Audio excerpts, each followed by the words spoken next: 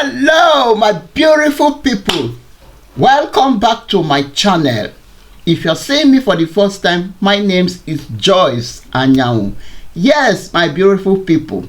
Today I present to you guys, my beautiful people in the house, what Obasanjo said. The criterions you need before you can become Nigerian president.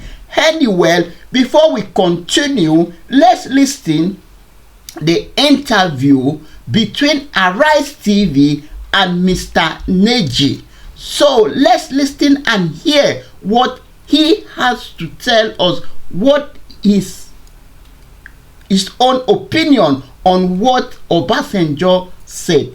So we will come back and continue in discussing this matter. First is what former President Olusegun Obasanjo said about what is required of a leader not being flippant, a leader who has to be clear-headed, a leader who has to show that he's actually prepared for office.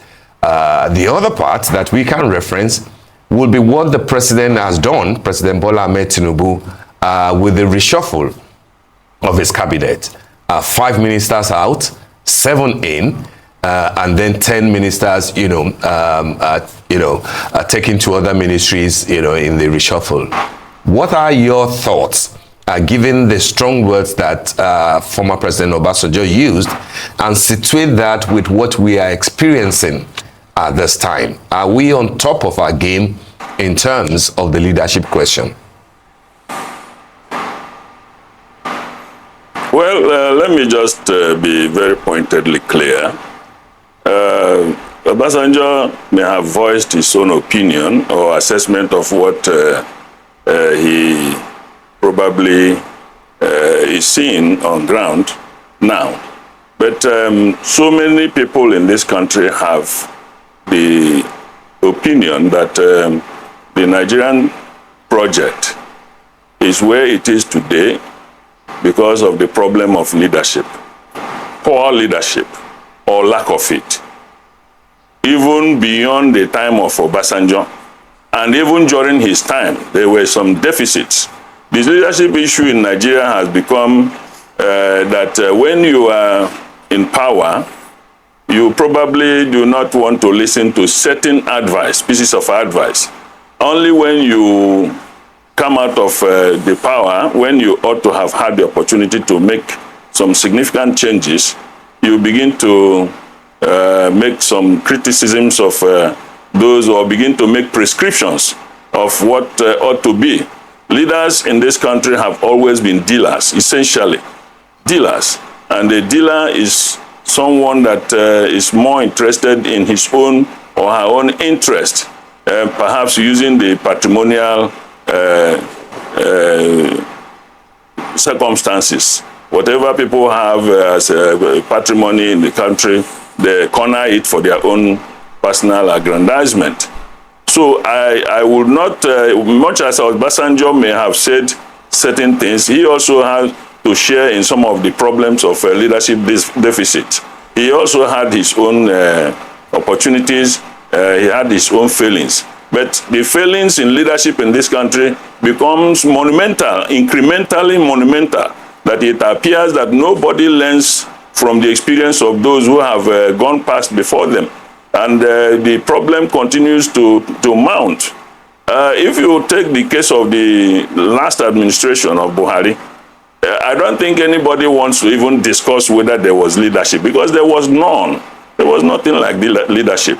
And in one of the occasions in this country, I had occasion to say on a television program that this country is running on autopilot. Even if you bring a goat and put at a Sorok, that Nigeria will continue, because Nigerians have learned how to fend for themselves like children that don't have parents. So I think it is not a matter of today. Leaders are supposed to champion the cause of the led. They're supposed to be one of the best among the equals.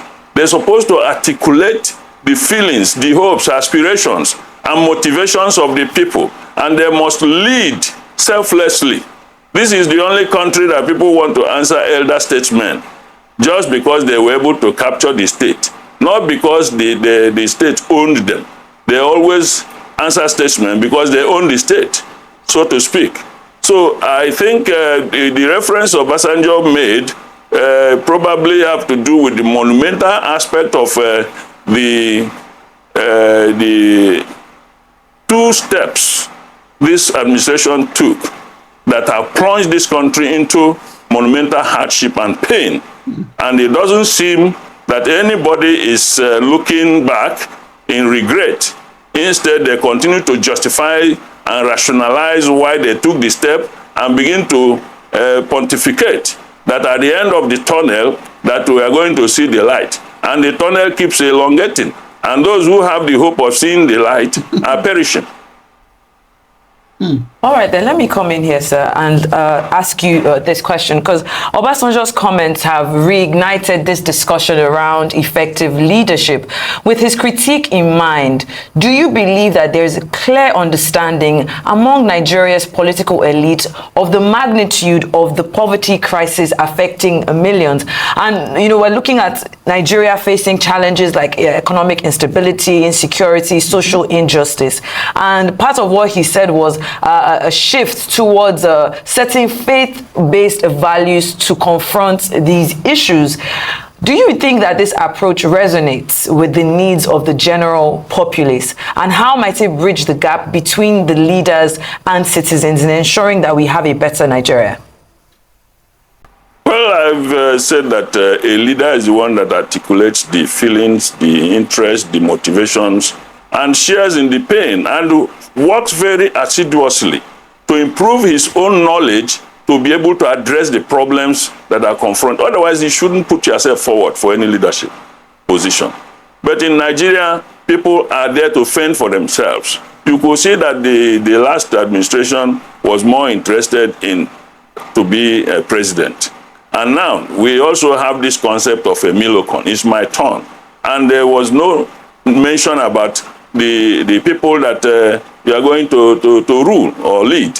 So the attitudinal direction of leadership determines the level of pain or comfort of the led. Where the leader thinks that he is there or she is there to better the lot of the people, that leadership will go to any length to learn, to listen. No excuses. Mistakes can be made, but you must retrace your steps. If you are going to Enugu and I find you on your way to Badagry, I don't think you will get to Enugu in the time you want to.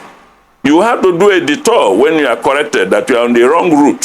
If you're on a wrong flight to London, when you are going to US, it will be a waste of time for you to sit down in that flight and proceed to London. Perhaps you don't have enough money to even do a connecting flight and all that. So there is nothing wrong in one accepting a mistake has been made.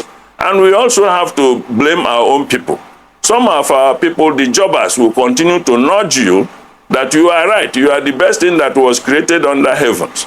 And a leader should not listen to sycophants. A leader should have content so that he can personally affect context. If a leader does not have content, he can't affect context. So this is a question of somebody was misadvised, wrongly advised. That is just being playing to the gallery. The leaders will come to table with something in his own right so that you'll be able to evaluate what is right and what is wrong. The notion of what he wants to achieve, to be remembered for, should be at the back of his thinking when he's taking decisions. And let me tell you, for example, the issue of petroleum subsidy. I don't think the subsidy was the issue.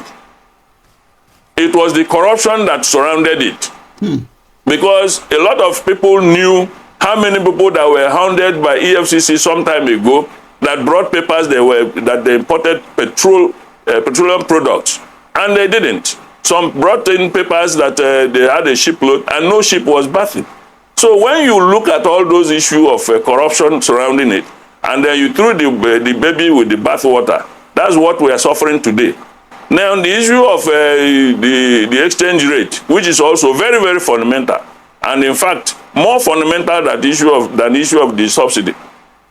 To say that you are merging the two exchange rates without studying the dynamics, the president just made that pronouncement, a populist one, on the first day, without preparation. And when he found that it was not right, given the pain it's causing to the country and the Nigerians, he's supposed to have retraced, rather than continue to insist that when he is done, Nigerians will come and thank him.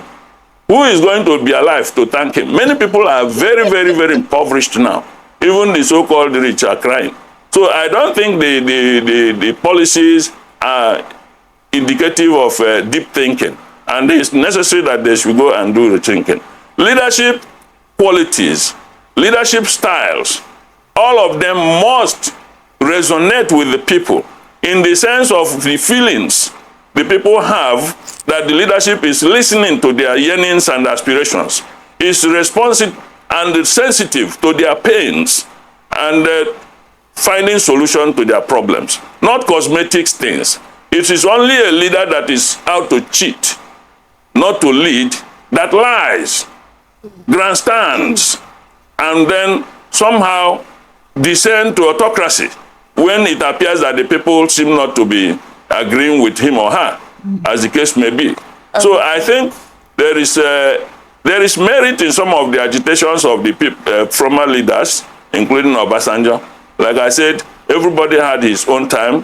One way or the other, they had their own problem too. Yes, but sir. You must listen to their own, because some of these things are coming now from the experience they have had. So, and some of them are also outcomes of the regrets they have, that they didn't do certain things right. Yes, sir. Thank you very much, sir. Now, I'm sorry. You spoke about, what's happened in the past, and those leaders had to face certain challenges. But speaking now on our current president, Bola Ahmed Tinubu, and his recent reshuffling of his cabinet. Now, just this week, 5 cabinet ministers were dismissed. One from your region, former Minister Uju Kennedy Ohane, and they have been replaced. And one of the replacements is now a Minister of State for Foreign Affairs, Honorable, if she is accepted by the Senate, and that'll be Bianca Ojukwu. Now, in terms of the Southeast agitation for inclusion in government, because you did talk about Emiloko earlier, in terms of the Southeast agitation for inclusion in government, do you think that President Tinubu's actions have sent a good signal to the region? And do you think that this reshuffling has been cosmetic, like you used that word earlier, or do you think it's about competency? Well, if you want my frank opinion, ordinarily I don't really bother about who is appointed what, because most of the time they don't trickle down to the ordinary people. They are mere cosmetic attempts to give a facade to certain policy decisions that have been taken behind the scene. I wouldn't care about whether they appointed somebody, there was a reduction in rank from minister to minister of state, or minister of state promotion to minister. If there is anything like promotion in that sense, it is the prerogative of the president. However he made his bed, he will lie on it. Mm-hmm. Now, the question, there is nothing the mouth is chewing that the ear is not hearing. The only thing is that the ear is not made to talk. It's made to hear. So it is better for the mouth to masticate whatever it is eating very well, so that it does not choke at the end of the day during the process of swallow. I don't know whether you are getting my drift. I want to leave it there. I'm an elder. I speak in parables. So I will not want to descend to the level of the politics and the shenanigans, some of which border on mediocrity of thinking, because even the entire cabinet change, they use the word sack and all that. I think it's derogatory to say that somebody has been sacked. The president has the right to remove and bring on board whoever agrees to work with him. Some people may not want to work with him. Some people may want to work with him, but they are not able to cope with his expectations and so on and so forth. So it may be very derogatory to use the word sack, sack, sack. which media have been banding around. The point here is that if he took this output for the president to say he was refraining on a working leave, to go and do some deep thinking, to produce this, I think it wasn't a very deep thought that went through the process. I think there are some people that still need to be put in better positions, and some people that need to be removed if he has the desire to leave certain legacies. The process of coming to election, to the power, for him was mirrored with controversies. So during this process of governance, that's when he's supposed to heal some wounds and remove some pains and put some smile, even if it is some grimace on the face of Nigerians. But every day, and even this idea of everybody should go by three cars and all, these are two cosmetic things. It doesn't go deep, because Nigerians are not feeling the vibe of government policy in a positive sense. Nigerians of all descriptions, and I used to say in my allegory of pot of soup, a pot of soup is only made when all the ingredients are subjected to the same temperature. It appears Nigerians are gradually coming to that level where Yoruba, Hausa, Igbo, and all ethnicities are beginning to feel some pain, because those who have been feeling the pain like pomop that was boiling, now the vegetable have joined. So the pot of soup is about to be made. So Nigerians, in their unity, in pain and poverty, might be in a position to effect better change by agitating strongly for this president and this administration to listen willy-nilly, that it is not their choice that matter. It is the choice of Nigerians that they claim to represent. So they are not working for themselves, they are working for Nigerians. Like the Bible said, the greatest amongst you shall be the servant. And if you want to be the servant, the symbolism of servant is humility. That you must be humble to acknowledge when you are wrong. And then it doesn't make you an infrahuman or even a superhuman to insist that you are infallible. As a human being, you are infallible. If you make mistakes, retrace the mistake. Those people who are telling you you are too much, sack them, remove them, because they are not the ones that want to see you succeed. A bad beginning can ultimately make a good ending, but it depends on what you do to make it possible for people. So, my beautiful people, I just wanted you guys to hear the opinion of Mr. Nnaji concerning what Obasanjo said, and he has said it all. People like this, I don't know why they don't have that, they don't put them into position, to rule Nigeria. If this man can come out and sit down and speak the way it is, because for my own, Obasanjo was there. He ruled Nigeria for 8 good years. And this corruption, a lot of people say, yeah, Nigeria debt, he was the one that paid Nigeria debt. But a lot of this corruption started in his regime. When he want to leave the seat, he brubacan and put his next president. All these things, why didn't he amend it when he was still on seat?